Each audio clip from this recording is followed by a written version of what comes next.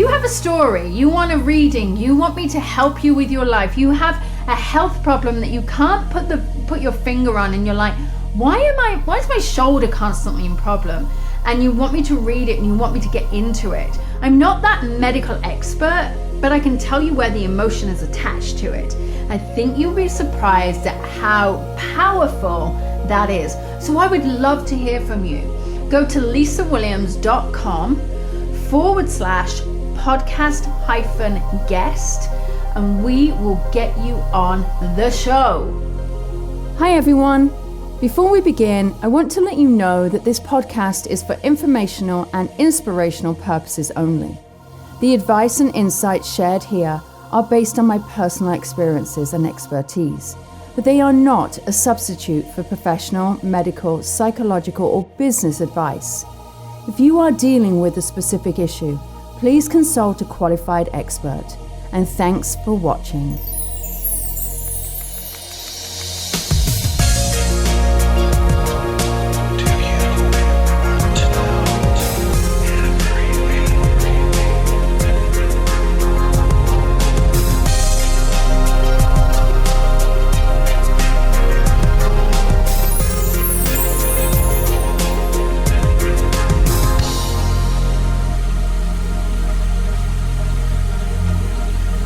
Well, on today's episode of Hope, Healing and Transformation, Ray Bruni, my amazing psychic sidekick, should I say, has decided he's going to share with me some historical pictures. We're all about exploring the gift. We're all about exploring the way that I connect with energy and the way that energy works and we read energy.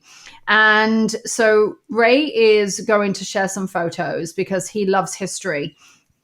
And he would love me to share my opinions on this. Now, I will share that this is what is known as psychometry. So psychometry is where we have a personal item and we hold on to it to read the energy of the item. However, we are psychometrizing. So I'm going to be using the same techniques the way that I do it. And I'll actually explain it at the same time because some of these techniques will be really good for those of you out there who are trying to read history books or trying to get some information or maybe doing some form of ancestry in your own family. And I'll actually try to share exactly how I'm doing it as well to help you. So Ray, what brought you to this point and what made you think that this would be a really good idea? There are certain things in history that I'm obsessed with.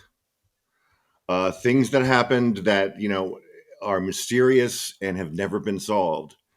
And I think it's time that we solve them with your gift. Okay, so you do realize, obviously, solving them we're solving them energetically or we're giving our opinions. Nothing's really solved until a case is closed. So, is that going to be helpful in your mind? Well, let's just see what you come up with. And, I know the facts on each of these pictures. We just don't know, the final chapter. Okay, so what I'm hearing is you're testing me. I'm not testing you because I know that you're totally capable of doing all these different kinds of things. I'm just fascinated to see what comes of it. Okay. All right. So many of you might be wondering what I'm actually doing at this point is I'm actually asking my spirit guides to work with me. I'm asking for information to come through. I'm asking for me to be an open vessel of information and to share information that needs to be shared. Okay. So here is picture number 1. And you know the details on this? Yes. Would I be right in saying that this ship may have, because it's a picture of a ship, an old sail ship, would this have actually been sunk at sea or there was an impact in the ocean? No, there was no sinking. This is the only known true photograph of this ship. Okay. This ship was discovered in 1872. It's called the Mary Celeste. It's the most famous quote-unquote ghost ship in the history of maritime folklore. The ship was found floating adrift in the Atlantic Ocean, completely seaworthy, completely full of all kinds of provisions, but a lifeboat was gone, and all the people on the ship were gone as well. Okay, that's And what I'm there's seeing. no explanation for why That's they lost exactly what I it. was seeing. I was seeing that this ship was in the Atlantic for some reason, and I kept feeling like big waves, and I felt like all I keep seeing was big waves. I don't know what was happening, what it actually feels like, right? And I'm just going to share with you. In my image, as I look at this ship, I feel that it had lots of waves coming over. I feel as though it had hit something that was exceptionally um, big weather. And that's what I keep feeling. Whether or not people were on there or not, were people on there? I don't actually believe that anybody was on there. And no one came off that lifeboat. So that life raft was not found and no survivors, correct? Correct. I don't actually feel as though that ship had anybody on that boat at all.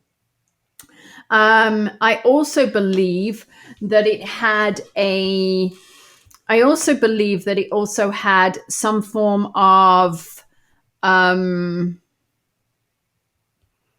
believe it was on another schedule. It was supposed to leave at another time, or there was another time that it should have been leaving. So, do you understand that it may have had a time like that it should have been leaving when it didn't leave, like it was due to leave 4 days later than it was found? This is absolutely correct. On Tuesday, November 5th of 1872, the ship was supposed to depart New York for Genoa, Italy. But the captain anchored the ship off of Staten Island, waiting for some bad weather conditions to clear up. 2 days later, the ship headed into the Atlantic. Okay, I'm just going to share with you what I see. I feel like there was some form of storm, gotta tell you. I feel as though all I can see is big waves that are coming over it. And I also feel like the place is abandoned. That's what I'm seeing as I see the place abandoned. I feel like there is something about it being scheduled, or it either left on time or it left later. There's something about the scheduling. And I also feel that this was it was a storm, because I just keep seeing big waves that were coming on. It's possible the boat hit some rough weather as it drifted derelict. The sails were in poor condition, the rigging was damaged, the cargo of 1,000 barrels of industrial alcohol were untouched. The lifeboat was gone and the ship was abandoned. Do you know the name of the captain? The captain was Benjamin Spooner Briggs. I feel as though there's another ship that is in the distance. I feel as though there is either some form of communication between the ship, or that this people needed to go elsewhere. I actually feel there was a warning, and I'm being shown a warning, and I'm seeing people in a little bit of a panic. And I'm also seeing food that has left. So there may have been food that were left on the ship. There was definitely food left. The one theory is an issue with the cargo they were transporting. Well, let me share with you what I'm being shown is I felt as though they had to leave the ship due to whatever. I felt as though they had to go to another ship, or they was looking in the distance at other things, trying to get to a different place. What I'm also being shown is there is something significant about it was a decision, it was a logical decision that was made. But I'm also being shown a heavy weight, and I do still keep seeing that this boat weathered a storm. The theory, all these years later, is that because the ship was carrying commercial alcohol, 1,700 barrels of commercial alcohol, the fumes were suddenly rising into the regular part of the boat, and these people were, scared of these fumes and had to evacuate onto the Well, lifeboat. I feel like it's something about. I feel as though there's a fear of sinking. There's a fear of whatever is going on with the ship. There's a fear of An explosion with the alcohol, possibly. maybe the explosion, but I feel as though there's a massive fear. Correct. If the alcohol theory is correct, the passengers would have feared a potential explosion, which may be why they evacuated the ship. I'm looking around to see if I'm seeing any pirates. I'm not. I'm seeing another ship. I'm seeing the fact that they want to try and get to another ship, but I don't feel anything. What it feels like, who's Mary? Well, the name of the ship is Mary Celeste. Oh, right. Yeah, I feel as though there is definitely something to do with abandoning it, but I do see this storm, this weathering of the storm. And I see nobody on the boat. There was another ship a month after setting sail on December 5th. The ship De Gradia discovered the Mary Celeste was derelict near the Azores. The first mate and second mate boarded the ship. I feel like I'm trying to get to another ship. I feel like I'm going to. I feel as though I want to get to another boat, because what I can see is I'm looking out and I'm looking at a. I'm looking through a telescope, and that I'm seeing something in the distance, and then there's a decision to get on the boat to actually try to meet that thing. That's what I keep feeling. I mean, if that could be possible, it's just that the other boat must not have known about the existence of the Mary Celeste or the survivors in. I don't believe they did. Yeah, because that they would have reported that, obviously. But I don't believe they did. Yeah. And so they were attempting to get to the other boat. I believe that they were trying to get to a boat or a thing, and I feel as though it was a case of just getting in and leaving. And was this in the middle of the Atlantic? Yes. Had they been gone 4 days? They'd been gone for a month. Yeah, I actually think it was driven by a female as well. That the female wanted it to be. The female wanted to be off the boat. Driven by the female, so it could have been driven by. It could have been driven by the female energy, the people on the end. That's what it felt like. The female would have been Sarah Briggs, the captain's wife, who may have feared for her newborn daughter's safety, as she was also on the ship. So to sum up, you are correct that the ship's departure was delayed. You may be correct that the ship hit rough weather after it was abandoned, which would explain the ripping of the sails, the damaged rigging, the ropes dangling on the deck, and so on. Hard to say if the passengers on the Mary Celeste saw another ship in the distance. The only ship on record was the De Gradia, which found the ship Mary Celeste derelict. You are correct that there was a female on board, two actually, the captain's wife and their infant daughter. There's no trace of the 7 crewmen, the captain, the baby, or the wife. Their lifeboat was never recovered. Lisa, you have some great insight, but there are lots of questions that remain. So let's go on to picture number 2. Who are these souls? That's what I'm hoping you can tell me. I can tell you that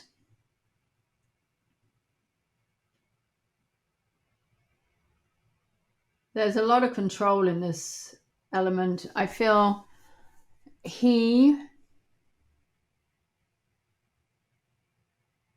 as though there's a hidden side to him.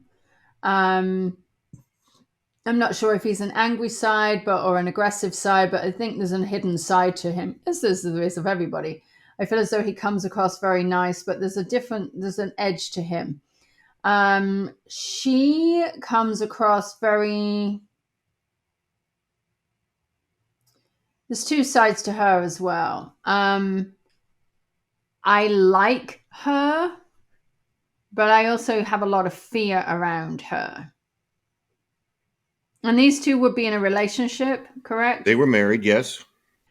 And why do I feel, did they ever kill anybody? He did stab someone to death after a vicious argument. There's blame. For some reason, I feel as though there's a lot of blame about people dying. I don't know how else to explain it.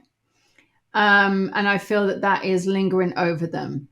Um, I feel as though there's a lot of innocence in that space with them. I feel as though innocence around her, particularly. I feel as though not so much innocence around him. Sorry, just saying that. I feel as though there was a huge amount of men. I don't know whether there was a lot of men in this situation, but I do feel driven by masculine energy here.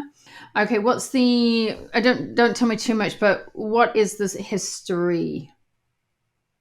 The history is in 1896, this man organized an emigration of a group of people to California. Because he stabbed someone, he was going to be hanged, but instead they sent him ahead to get more supplies. He reached Sutter's Fort near Sacramento, but fierce snowstorms did not allow him to bring back supplies to the group. So is that why I feel like I'm trapped? I felt like I was trapped in, I don't know, a hole of some form. I don't know why. I feel like I felt trapped in a cave or something.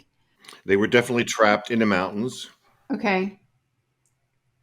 I feel very driven by masculine energy, and I feel like somebody either was wanted to go a certain way, but it was changed. So I'm not sure if somebody changed location or direction. Does that make sense? Yes, so much so that he stabbed another man to death. And I also believe that she was not involved in this argument. Correct? Correct? And was just allowed to have to go along with it. I felt as though um, it wasn't an easy relationship for her. I feel starvation for her for some reason. I don't know whether she survived or she lasted longer, but there was a feeling of survival with her. I'm not sure why. Were they also with family, like brothers? Yes. Because I feel as though either brothers or sisters. And was there also a baby in that whole group or Yes, children? there were children, yes. And did one of these people survive? Because it felt to me as though one of them lasted longer. Both of these people that you're looking at survived. Right, because I felt as though there was survival. He organized the Donner Party, James Reed, with his wife Margaret. I'm sure you probably have never heard of them, but in the United States, it's one of those urban legend horrific things that have happened. These people were emigrating to California. They were traveling in covered wagons. They started to move through the Sierra Nevada mountains. They were trapped by a snowstorm. Many people died. And the most notorious part of the story was that some of the survivors were cannibalizing those who Wow. died. Yeah, because I honestly feel like here that they were responsible somewhat for other people's death in certain ways. But I do feel like hiding. I didn't see the cannibalization, which, ugh, but I did feel it was very much driven by masculine energy, and I do feel that he forced whatever it was on her. He was one of the leaders of the group, James Fraser Reed, and his wife was Margaret. And this is these two. Yes, Yeah, this is what I feel. He was the leader. She was very, very controlled by him. 45 of them reached California out of 83. That's exactly right. And I feel as though he changed the course of that direction. So to sum up, you are correct that he argued with other leaders of the expedition on what routes they should take to California. You were correct that he had a dark side. He stabbed one man to death. You are also correct that some of the people in the party died of starvation.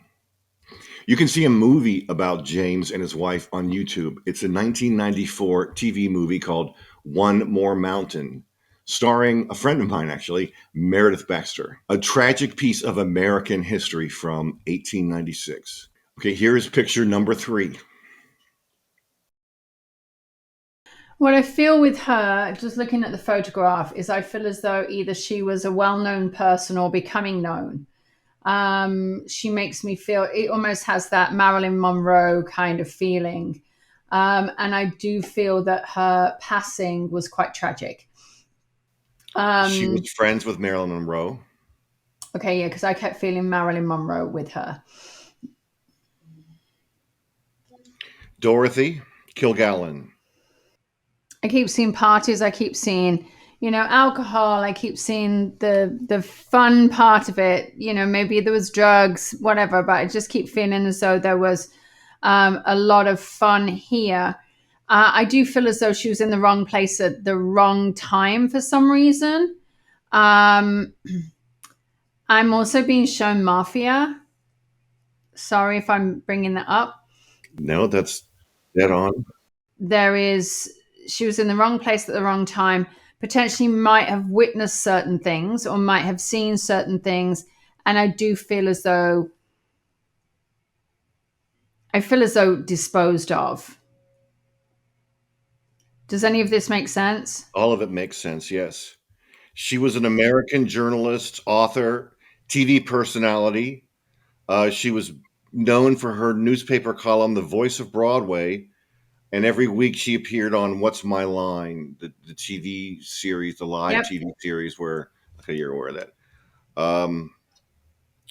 She came across some very fascinating information that she shouldn't have come across. Right. I feel as though she was disposed of because of what she knew or what she had seen or what she had witnessed. During the Jack Ruby trial, the guy who killed Oswald, Oswald allegedly is the one who shot JFK. She became very close to Ruby during his trial. He told her all kinds of things that he never said to anyone else. She would return to New York saying things like, "Oh, I'm going to break this assassination wide open. I've got all these things happening. Everybody's going to be amazed. I'm going to write a book." She had a big file, stack full of files that she carried with her at all times. Nobody else could see with all the information that she had gotten about what happened. She spent some time in New Orleans, where one of the mafia heads was Carlos Marcello, I believe it was. Right. Um, she appeared on What's My Line one evening.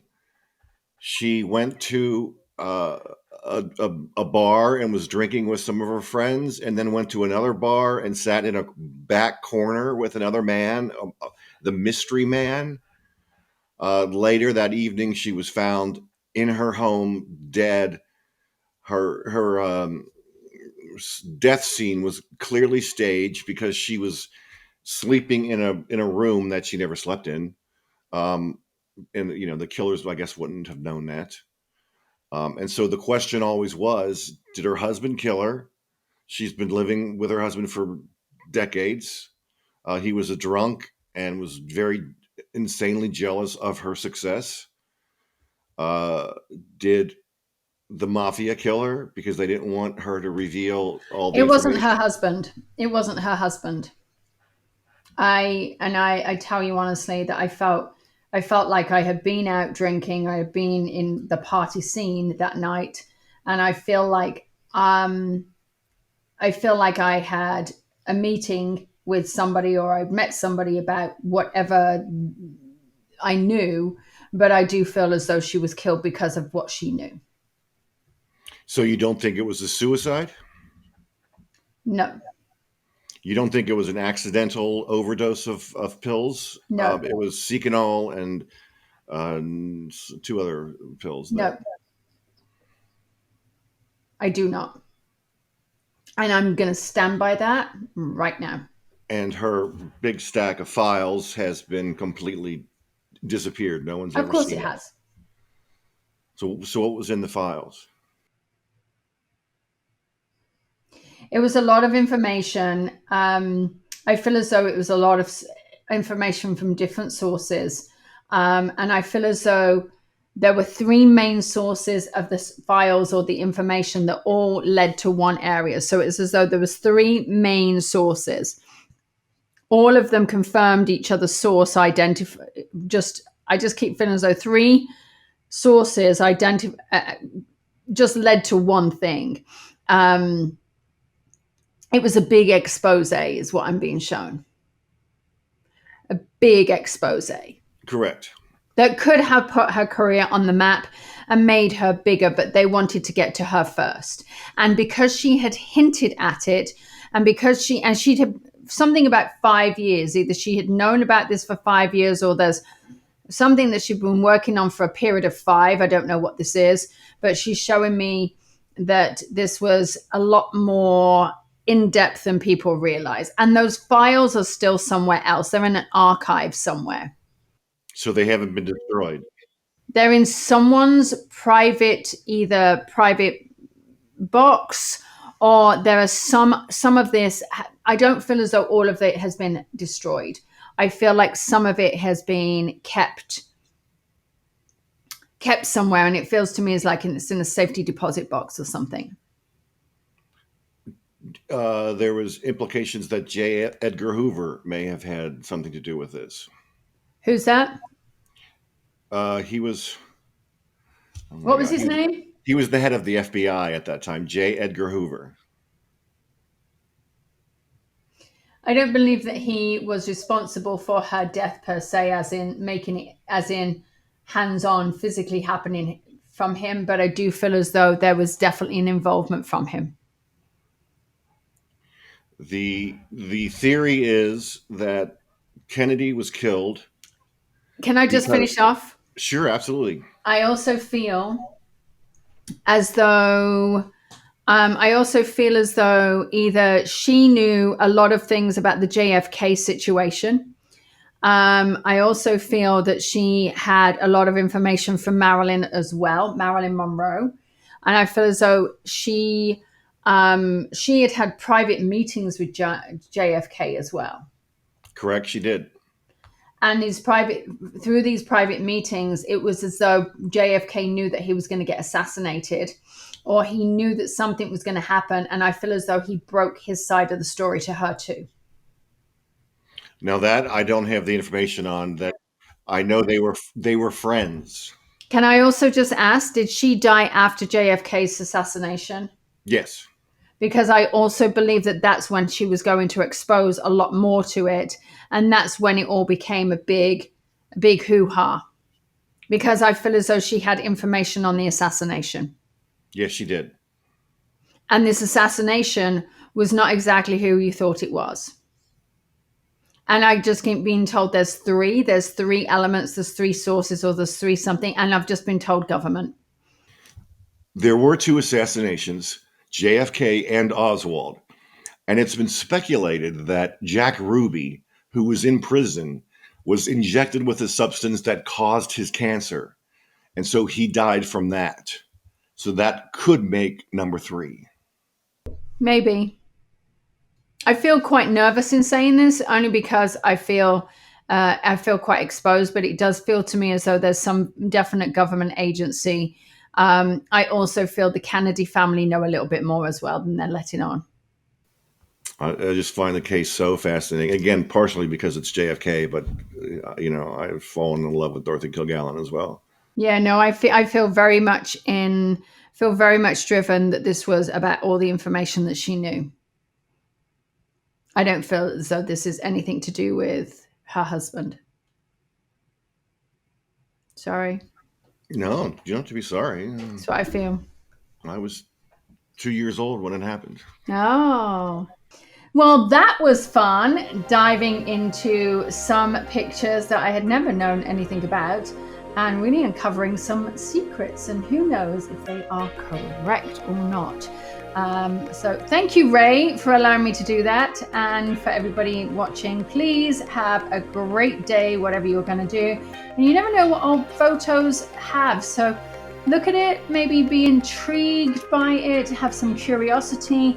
There's always this opportunity where We can make a Hollywood drama out of something that really doesn't need dramatizing. And I think you always have to just trust in your instincts and go with it.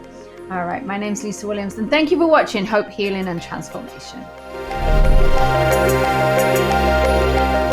Thank you so much for joining me today.